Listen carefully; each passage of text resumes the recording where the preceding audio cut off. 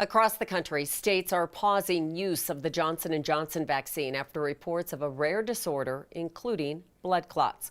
Colorado is one of the states putting a temporary hold on the Johnson & Johnson shots. Our state's health department says anyone who was scheduled to get the Johnson & Johnson vaccine will now be receiving the Pfizer or Moderna vaccine instead. This comes after 6 women between the ages of 18 and 49 developed a rare disorder involving blood clots, 6 to 13 days within receiving the Johnson & Johnson shot. Health officials are stressing that these adverse events are extremely rare. The pause, they say, is out of an abundance of caution. Tens and tens of millions of people have received vaccine with no adverse effect.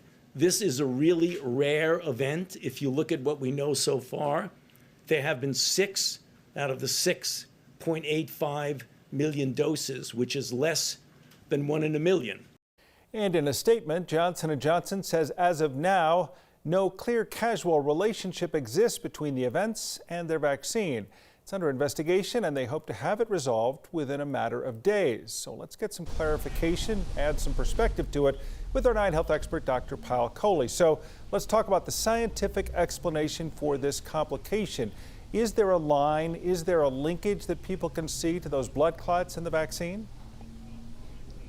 So, Tom, I want to start by saying that just as the press statement said, there's no known causal relationship yet. So we don't know if the vaccine caused this potential complication, but we're suspicious that it might have because of what happened with the AstraZeneca vaccine just a few weeks ago with the same type of vaccine that the Johnson & Johnson vaccine is and the same type of complication, and there was a causal relationship established. And essentially what happens when you receive the vaccine is that it activates the immune system, and that activation of the immune system can create antibodies that don't just fight the virus, but some of these antibodies cross-react with our platelets, which are our clotting cells, and they cause these clotting cells to get stuck together, and they use up these clotting cells. So not only are you making clots, you're also using up all your clotting cells, so you're also at risk for bleeding. So both of those can happen. And this can happen after not just a vaccine, Tom, it can happen after a virus, it can happen from certain medications. So this type of a reaction can happen in many different ways. So take a look at this pause with us. It itself is rare. We've talked so much about vaccine hesitancy that seems to have been eroding. Should we derive confidence from the fact they're willing to pause, or obviously should we be apprehensive as to potential side effects, at least in this one version of the vaccine? No, in fact, I feel really confident now because for less than a 1 in a million chance, which we know is extremely rare in the world of medicine, the CDC and the FDA have issued this timeout to really take a critical look at the data, try to understand what's happening and who are the ones that are at highest risk. And just to give you a little perspective, Tom, I said other things can cause this kind of reaction. The background rate of this reaction occurring is about 3 people out of every 100,000. So the risk with the vaccine, if there is a causal relationship established, is far lower than just the background rate of this type of reaction occurring. So I really do commend our regulatory agencies for looking so carefully and being so cautious and proactive. Well, you give people advice all the time, medical advice, and you do it right here on the air with us.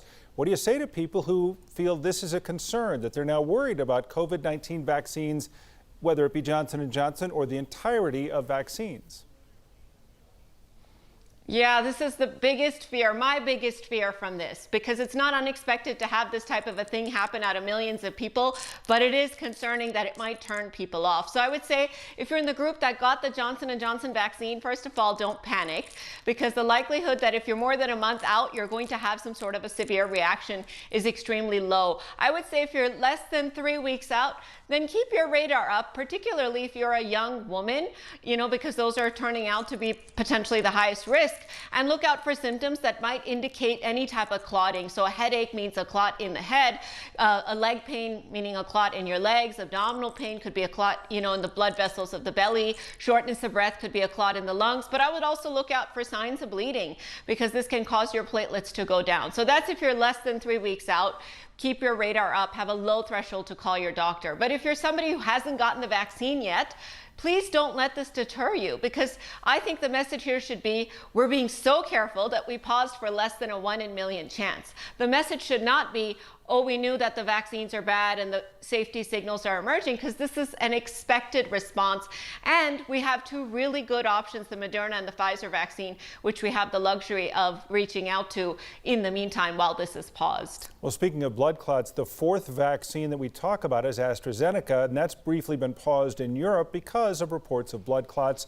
Is it fair to compare that situation to the J&J thing? And what does it tell us about AstraZeneca and coming here to the United States?